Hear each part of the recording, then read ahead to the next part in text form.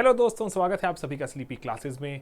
दोस्तों, हम हर हफ्ते एक क्वेश्चन डिस्कस करते जा रहे हैं सोशियोलॉजी ऑप्शनल का। चैप्टर 1, 2, 3 हो चुके हैं, चैप्टर 4 की आज बारी है।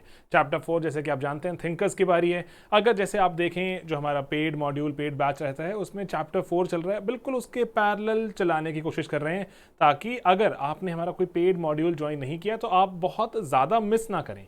ठीक है, तो बहुत सारी चीज़ें, क्योंकि कंटेंट तो हमारी वेबसाइट हमारी यूट्यूब चैनल पर अवेलेबल है ही, क्वेश्चंस भी है, प्रैक्टिस करते हैं। चैप्टर 1, 2, 3 के क्वेश्चंस हम एक एक सवाल डिस्कस कर चुके हैं। आज चैप्टर 4 की बारी है दोस्तों। ठीक है, जैसे हमारा जो पेड मॉड्यूल है उसमें सेकंड बैच के एडमिशन्स अभी चल रही हैं। अगर आप ये वीडियो देख रहे हैं 2021 एंड ये मार्च चल रहा है अभी, तो इसीलिए आप, अगर मैं चाहता हूँ आपको बताना, 19 अप्रैल से 2021 से हम अपना सेकंड बैच भी क्लासेस शुरू कर देंगे। उसकी एडमिशन्स अभी ऑन है। ठीक है दोस्तों, तो बाकी ये तो सिर्फ बात हो रही है सोशियोलॉजी की। जीएस की, अगर आप पॉलिटिकल साइंस ऑप्शनल लेना चाहते हैं, एसए, सभी की एडमिशन्स अभी चल रही हैं सेकंड बैच की। बैच 1 शुरू हो चुका है। ठीक है, तो सेकंड बैच की एडमिशन्स आर ऑन। ओके, तो दोस्तों यहाँ पर क्वेश्चन पर आते हैं। ये क्वेश्चन जैसे आपको अगर मैं बताऊँ तो ये क्वेश्चन अभी इट इज़ अबाउट चैप्टर 4। ठीक है, चैप्टर 4 में जैसे कि आप जानते हैं कि हमारा जो थिंकर्स की अगर हम बात करें तो थिंकर्स 6, वहाँ पर जो हमें 6 हमें थिंकर्स पढ़ने हैं। तो हम पहले हफ्ते में क्या करते हैं कि हम पहले 3 थिंकर्स पे फोकस करते हैं, जिसमें कौन सबसे इंपॉर्टेंट है? Karl Marx, then Durkheim and then Weber. ठीक है, ये 3 पे फोकस करते हैं। आप भी अपने लेवल पर इनको कंप्लीट कीजिए एंड देन नेक्स्ट वीक हम फर्दर जो 3 पे फोकस करेंगे, आप मीनवाइल उसको कवर कीजिएगा एंड हम देन जो हफ्ते के अंत में एक क्वेश्चन डिस्कस करेंगे। ठीक है, ओके। तो आज का क्वेश्चन जैसे देखते हैं, अगर आपने पढ़ाई की है ठीक ठाक तो आपको ये क्वेश्चन आना चाहिए। 2016 के मेंस में आया था ये क्वेश्चन एंड जो ऐसा क्वेश्चन था जो शायद जो बहुत बच्चों को मुश्किल लग रहा था, लेकिन आसान सवाल है, ट्रस्ट मी। ठीक है, हमने जैसे लास्ट वीक फिनोमिनोलॉजी डिस्कस किया था, फिनोमिनोलॉजी वर्सेस पॉजिटिविज्म। बहुत से बच्चे डरते हैं ये फिनोमिनोलॉजी क्या होती है सर, एथनोमेथोडोलॉजी क्या होती है। अरे बहुत सरल चीज़ें हैं, बहुत सिंपल हैं, ईजी, पूरी like the entire syllabus of sociology. सिर्फ कहानियाँ सुननी है हमें एंड देन इंपॉर्टेंट पॉइंट्स को नोट करना है एंड एग्जाम में जाके ट्राई करेंगे उनको रिप्रोड्यूस करने की। ठीक है दोस्तों, ओके। तो यहाँ पर जो ये क्वेश्चन हमें कह रहा है कि how is Durkheim's theory of religion different from Max Weber's theory of religion.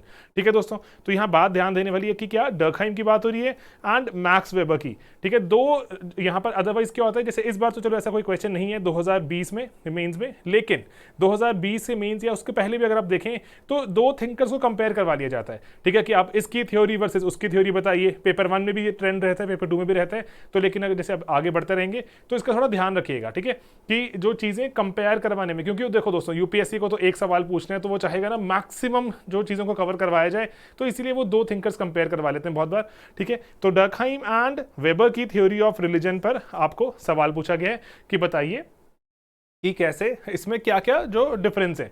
तो सरल सवाल है, आपने बहुत थोड़ा सा बस इनिशियल आप अगर इंट्रोडक्शन अगर एक दे देंगे, उस इनिशियल इंट्रोडक्शन के बाद straight away get to the differences. ठीक है, डिफरेंसेस बताइए 5, 6, 10, 12। मैं यहाँ ट्राई कर रहा हूँ आपको बहुत से डिफरेंसेस बताने की, एक तरह से कॉन्सेप्ट्स भी काफ़ी और क्लियर हो जाएंगे एंड देन अंत में अगर आप कुछ कंक्लूजन लिखें तो कंक्लूजन में दोस्तों ट्राई कीजिएगा कि कंक्लूजन में हम बात करें कि सर कुछ सिमिलैरिटीज भी हैं, दोनों ने अपना अपना एफर्ट किया, सब्जेक्ट को फर्दर किया and this is how it enhanced our understanding of this topic of religion। ठीक है दोस्तों, चलिए शुरू करें फिर डायरेक्टली। यहाँ पर जो हमारा जो क्वेश्चन था, अगर आप चाहते हैं अपने लेवल पे इसको अटेम्प्ट करना, प्लीज पॉज कीजिए, 10-12 मिनट कुछ लिखने की ट्राई कीजिए, उसके बाद देखिएगा कितने आपके पास पॉइंट्स है। एक्स्ट्रा पॉइंट्स है तो प्लीज नीचे कॉमेंट्स में पक्का बताना। ठीक है, ताकि बाकी बच्चों की मदद भी हो जाए। ओके, ठीक है दोस्तों, तो जैसे सबसे पहली बात है कि आप वेबर की बात करें, डर्कहाइम की बात करें, तो जैसे ये नंबर जो कौन से साल में एक्टिव थे, थोड़ा अकेडमिक है, लेकिन यहाँ पर आपके डालने की रिक्वायरमेंट नहीं है। ये तो सिर्फ आपको समझाने के लिए बताने की बात की है कि कैसे जो जब डर्कहाइम में एक्टिव थे तो थोड़ा सा उसके बाद अकेडमिकली देखें, थोड़ा सा ही बिल्कुल ऑलमोस्ट पैरेलल ही है, लेकिन डर्कहाइम बहुत पहले एक्टिव हो गए थे अकेडमिकली, लेकिन वेबर थोड़ा लेटर ऑन एक्टिव हुए। ठीक है, तो एंड देन अपने अपने जो टाइम्स पे इन्फ्लुएंस्ड हैं वेरियस चीज़ों में। डर्कहाइम फ्रांस में रहते हैं एंड वेबर जर्मनी में। डिफरेंट तरह के लाइन ऑफ थॉट चल रही हैं, डिफरेंट तरह की वहाँ पॉलिटिकल डेवलपमेंट्स हैं, अकॉर्डिंगली डिफरेंट थॉट्स डेवलप किए दोनों ही थिंकर्स ने। ठीक है, एंड देन यहाँ पर अगर अगर आप देखें इसका पीडीएफ भी वेबसाइट पर अवेलेबल है, आप पीडीएफ डाउनलोड कीजिए एंड डाउनलोड करने के बाद उसमें अपने साथ में पीडीएफ खोल के रखिए, साथ में मार्क करते रहिए। ओके, देन दोस्तों यहाँ पर अगर मैं इसको थोड़ा सा मैं जो अगर आपको बताने की कोशिश करूँ कि यहाँ पर देन पॉजिटिविस्ट थॉट दोनों ही चाह रहे हैं कि एक जैसे देखो हमने जब पढ़ा है डर्कहाइम अपने मेथड में बहुत ज़्यादा पॉजिटिविज्म यूज़ करते हैं, इवन वेबर भी करते हैं बहुत ज़्यादा पॉजिटिविज्म यूज़, ठीक है, मेथड फॉलो करते हैं एक, एंड जैसे वो बहुत चाहते हैं कि इंडक्टिव होना, बहुत चाहते हैं एम्पिरिकल चीज़ों पे बात करना, अपनी अपनी थ्योरीज में नज़र भी आएगा, ठीक है। लेकिन जब डर्कहाइम बात करेंगे कि हमें सामाजिक लेवल पे चीज़ों को देखना चाहिए, वेबर बात करेंगे किसी भी चीज़ को, वेबर बात करेंगे कि नहीं इंटरनल फीलिंग्स की बात भी करनी चाहिए कि कैसे किसी एक पर्टिकुलर चीज़ को कोई समझता कैसे है, इट विल वेरी, है ना। वेबर कहेंगे कि इट विल वेरी, कि आप किसी चीज़ को अलग समझ सकते हैं एंड वो किसी और चीज़ को अलग समझ सकते हैं, गेटिंग इट। तो इसलिए वेबर कहने हैं कि मीनिंग क्या अटैच करता है कोई इंसान किसी चीज़ के साथ, वो वेरी करेगा, उसको कॉमन हम अगर एक अंडरस्टैंडिंग दे देंगे that will not be a good thing, ठीक है। तो यहाँ पे वो पॉजिटिविज्म से ब्रेक भी रहते हैं। ओके, तो अब यहाँ पे मैं जैसे आपको चाहता हूँ विदाउट मच अडू कि दोनों में डिफरेंसेस, ठीक है। आप ना जैसे जब भी ऐसा आंसर बनाएं आप ये लाइन बीच में लगाकर भी डिफरेंस बना सकते हैं, लेकिन जनरली एक अच्छी प्रैक्टिस क्या होती है कि आप यहाँ पर बताएं कि किस पैमाने पर, किस पर्टिकुलर फैक्टर पर आप डिफरेंशिएट करना चाहते हैं, गेटिंग इट। ओके, जैसे डर्कहाइम की बात करें, डर्कहाइम डिफाइन करते हैं बहुत ही क्लियरली, ये डेफिनेशन प्लीज आई रिक्वेस्ट, ठीक है, ऑल ऑफ यू, कि ये डेफिनेशन हमें प्लीज हर वक्त याद होनी चाहिए। आप चाहे इसको रट्टा लगाएं, चाहे आप इसको एक एक शब्द के जैसे ट्राई करें, ये बहुत ही इंपॉर्टेंट डेफिनेशन है डर्कहाइम के रिलीजन की। चाहे वो आपको क्वेश्चन आ जाए टोटम पर, आपको क्वेश्चन आ जाए डर्कहाइम का रिलीजन के कॉन्सेप्ट पर, रिलीजन पे कॉन्सेप्ट पे आपके क्वेश्चन आ जाए, डर्कहाइम की ये डेफिनेशन लिखेंगे तो definitely it will earn you जो बाकियों से बेटर मार्क्स, ठीक है। इट विल रिक्वायर एफर्ट लगेगा, लेकिन मार्क्स भी दोस्तों एफर्ट से निकलते हैं। ओके, ठीक है, तो ये एक वो डर्कहाइम डिफाइन करते हैं कि एक यूनिफाइड सिस्टम है, एक विश्वास का, बिलीव्स का, ठीक है, यूनिफाइड सिस्टम है जहां पर चीजें कुछ पवित्र कहलाती हैं एंड देन उसके सिवा कुछ अपवित्र या फिर सेक्रेड एंड प्रोफेन भी होती हैं, ठीक है। तो ये सेक्रेड एंड प्रोफेन एंड या फिर फॉरबिडन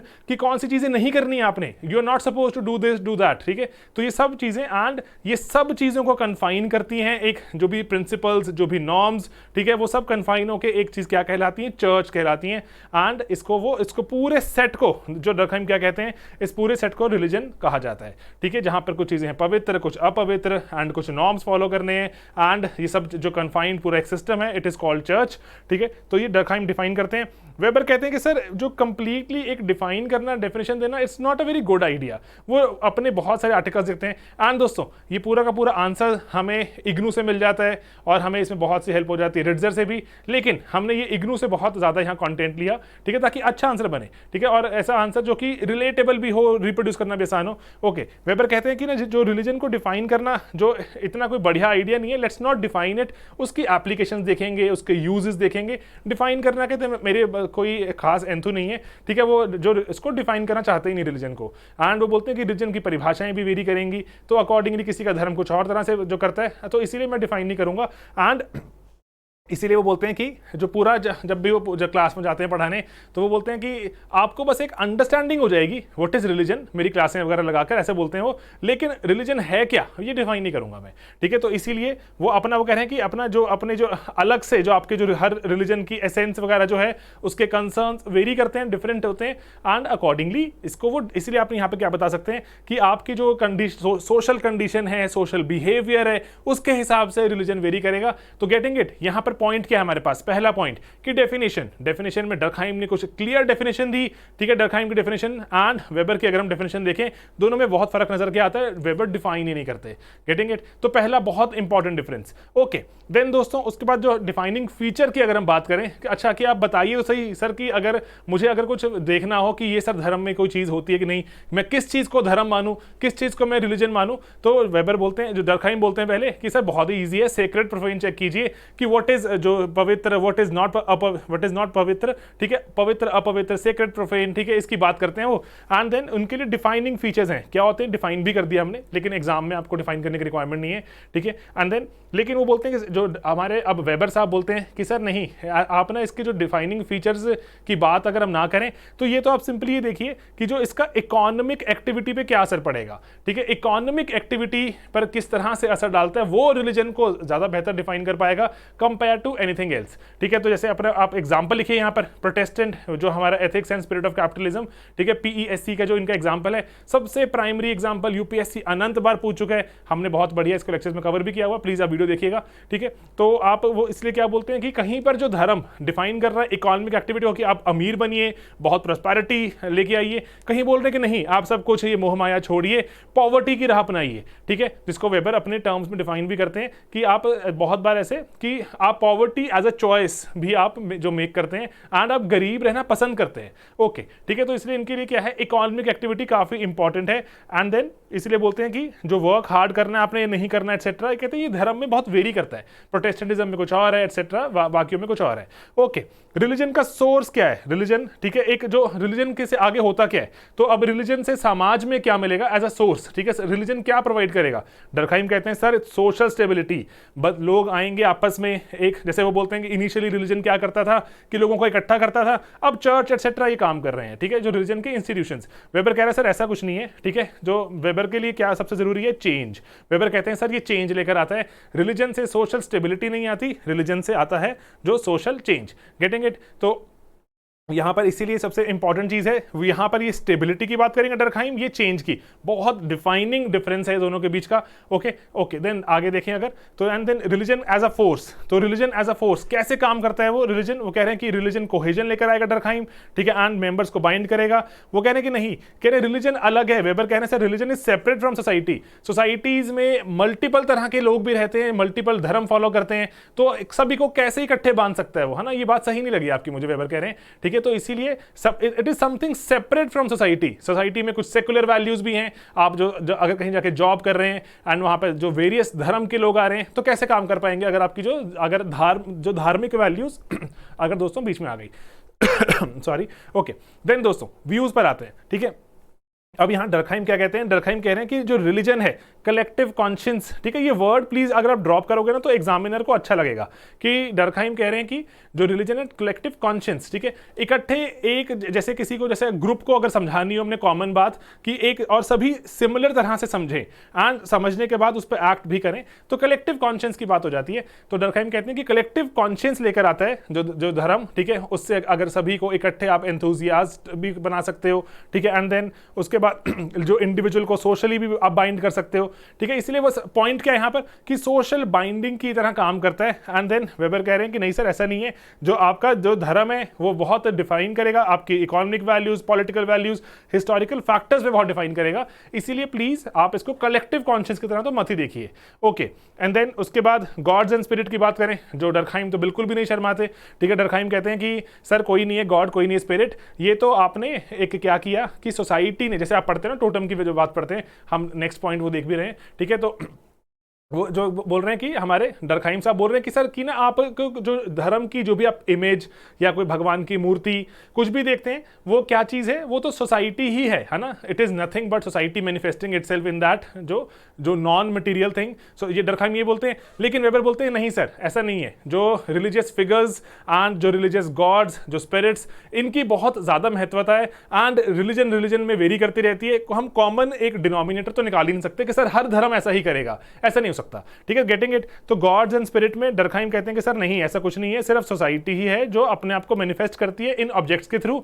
लेकिन वेबर क्या बोलते हैं, नहीं sir idea of gods and spirits is real and society को बहुत डिफरेंटली मूव करता है एंड डिफरेंट तरह की धर्मों में डिफरेंट तरह से मूव करेगा। ओके, टोटम, हम टोटम की अगर बात करें, आपको पता हुआ कि ना, जैसे टोटम हमने डिफाइन किया हुआ, मैं यहाँ पे डिफाइन नहीं करूंगा, वो जो ब्रॉडली जैसे कि आप देखते हैं ना, कोई जैसे पेड़ की पूजा हो रही है, किसी जानवर की पूजा हो रही है, ठीक है, तो वो जो टोटम की बात करें अगर, तो डरखाइम बोलते हैं कि ये तो सिंबल है क्लैन का, और हर एक क्लैन, हर एक ग्रुप में ये वेरी करेगा।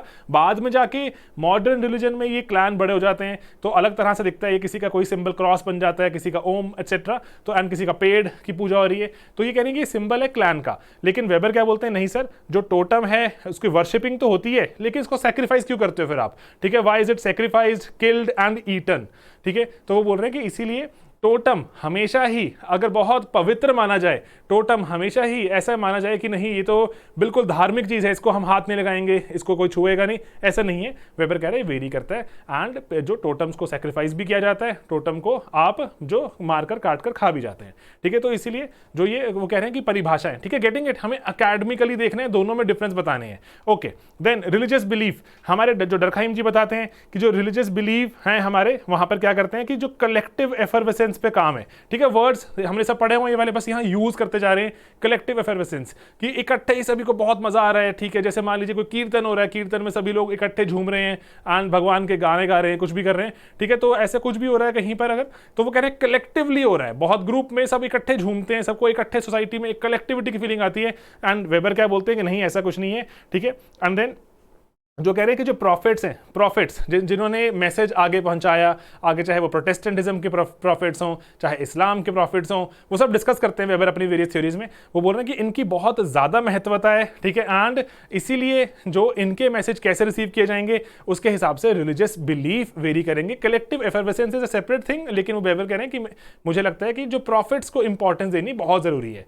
ओके, देन तो यहाँ पे आप दोस्तों वैसे अभी तक फर्क समझ पा रहे हैं कि डरखाइम सोसाइटी को इकट्ठा बांध के रखने वाली फोर्स की तलाश में, वेबर कह रहे हैं कि नहीं सर वेरी करता है हर इंसान के साथ, हर एक धर्म के साथ, एंड कैसे उससे मीनिंग निकाला जाएगा वो सब वेरी करेगा। तो हम यहाँ पे बस पॉइंट इकट्ठे कर रहे हैं ताकि हमारे मार्क्स अच्छे आए। अगर ये 15 मार्क्स का हमें क्वेश्चन दिखे तो 15 में से कैसे हम 10 या 11 निकाल पाए। ओके, ठीक है दोस्तों। एंड देन अब यहाँ पर इंपॉर्टेंट है, डरखाइम कह रहे हैं कि सर अगर अच्छा जो हम अगर पॉइंट बनाए कि रिलीजन और साइंस का क्या ताल्लुकात है, डरखाइम कहते हैं सर रिलीजन और साइंस इकट्ठे कलेक्टिव रिप्रेजेंटेशन है। मॉडर्न डे में भी साइंस सोसाइटी को इकट्ठी करती जा रही है, तो साइंस भी वही काम कर रही है, कलेक्टिव एफर्वेसेंस लेकर आती है, कलेक्टिव कॉन्शियसनेस लेकर आती है, ठीक है। जो एंड देन वेबर यहाँ क्या बोलते हैं कि नहीं सर जो साइंस ग्रेजुअली बढ़ती जाएगी तो रैशनैलिटी जो समाज में बढ़ेगी। बहुत ही इंपॉर्टेंट वर्क्स हैं वेबर के जो भी हैं रैशनैलिटी पर बेस्ड हैं। वो कह रहे हैं कि इसलिए साइंस के आने से रैशनैलिटी बढ़ेगी एंड अकॉर्डिंगली तो रिलीजन एंड साइंस को थोड़ा वो कॉन्ट्रास्टिंग इमेज की तरह देखते हैं, ठीक है। एंड वो नहीं मानते कि सेम ही चीज कंटिन्यू होगी, जैसे डरखाइम बोलते हैं,